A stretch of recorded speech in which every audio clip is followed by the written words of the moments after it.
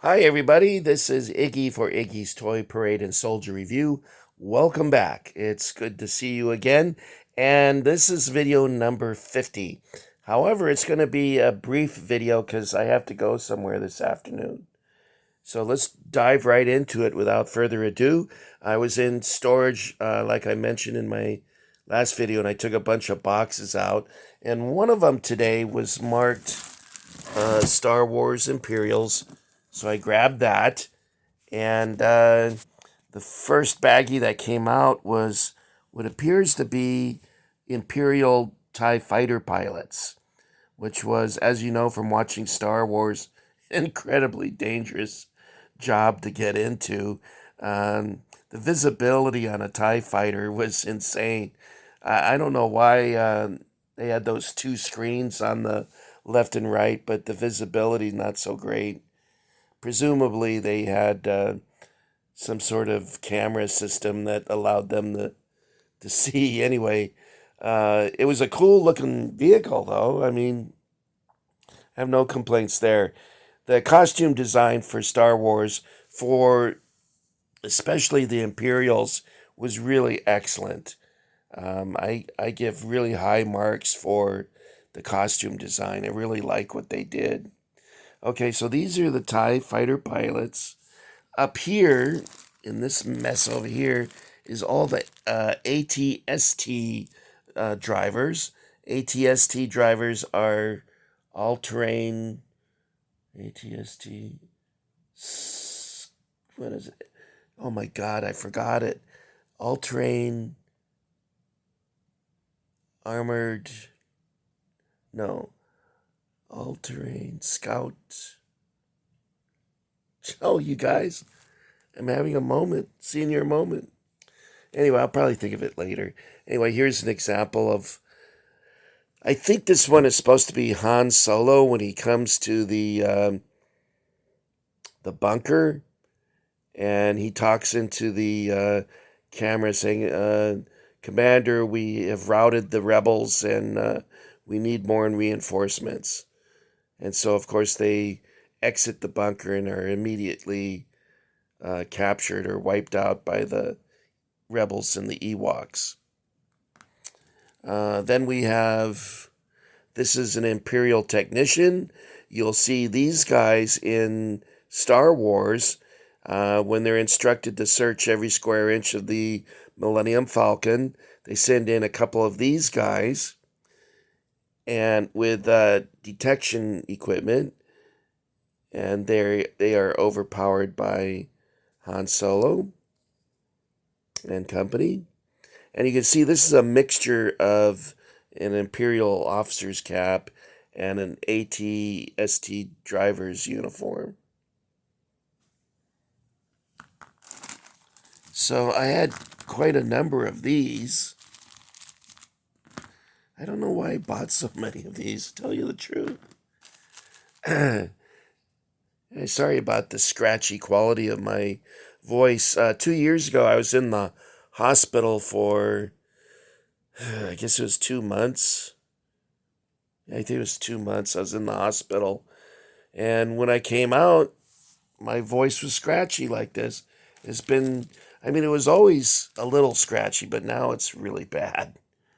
Okay, now these guys here are Death Star officers, and they wear this distinctive lobster back helmet. This one has a weapon. Hey, things are looking up. This is a very cool figure.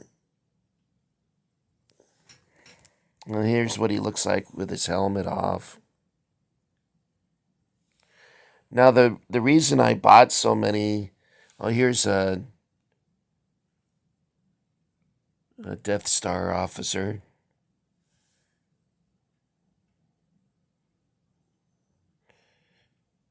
He's got sideburns. You can tell it was the 70s. Here's another one. Oddly enough, when I was collecting, I only found a couple of these. They were harder to find than some of these other figures. Okay, and then up here I have AT all terrain armored transport. Is that right, guys? This is a very cool design. It looks like it's slightly influenced by um, the TIE fighter pilot. Very similar. And also in this baggie was biker scouts.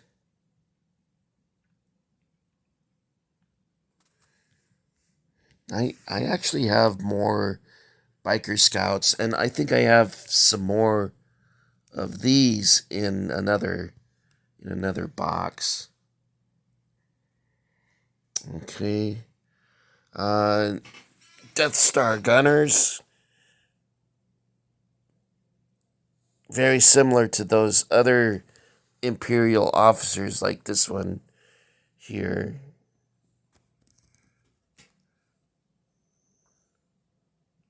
He's wearing armor though.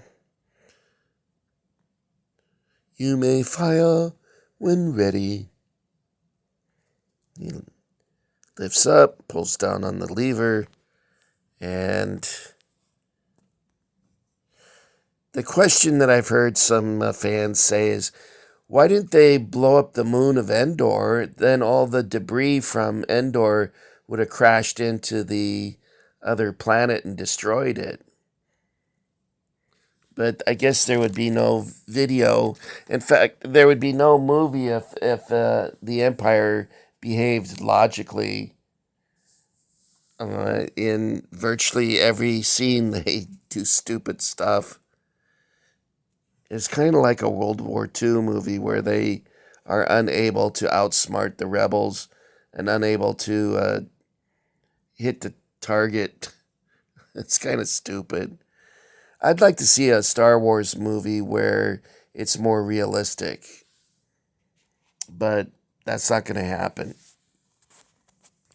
All right, so here's a collection of Imperial officers. This is Admiral Ozzel.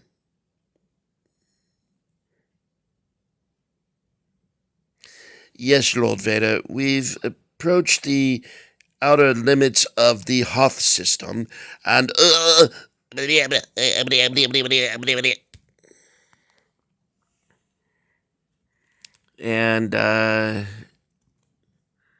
see what else we have. Oh, here's Grand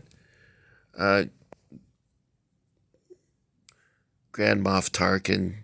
I think it's funny they made his collar too big. Poor Peter Cushing was somewhat of a slender fellow. It appears I have a couple of these Admiral Ozzles. Some of these I think are Captain Nita. And perhaps Admiral Piet. Is this Admiral Piet?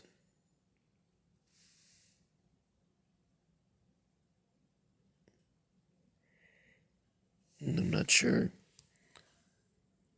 Anyway, so here we have all the Imperial officers. Okay, that's... Oh, man, my back. That's all I got for you today. I just wanted to make this a quickie video. I want to thank you for coming along and exploring the contents of the Imperial Star Wars box. This is Iggy. Thank you for getting Iggy with it, guys. Give you a sweep over of the Imperials. I still have a couple more boxes of Imperial, so if you haven't seen what you like yet, like there's a box that has the Emperor, the Royal Guards, the red ones, and Imperial dignitaries. There's a box that has like 50 stormtroopers, a box that has 30 snow troopers, and a box that has that many sand troopers. So we got a few more things to go. There is one more thing I found in the box, which is not quite Imperial, but I thought it was cool. This was in the box. I don't remember putting this in there. But the articulation on this Wampa is really good. He bends the top part, his head turns, this part turns, this turns, his legs bend, and his arms do too. So the articulation is pretty good for a monster. You see the various levels of where it's articulated. And it came with, here's a baggie of laser cannons. And then also in this box was an ice from Planet Hoth with Luke, where you could hang Luke from the ice ceiling and have the Wampa attack him. So I'm not sure why I put it in an Imperial box, but there you have it, guys. Thanks for coming along. If you haven't subscribed yet, do so, because you don't want to miss out on videos to come. I got a lot more to show you. All right, guys, take care of yourselves. I'll see you later.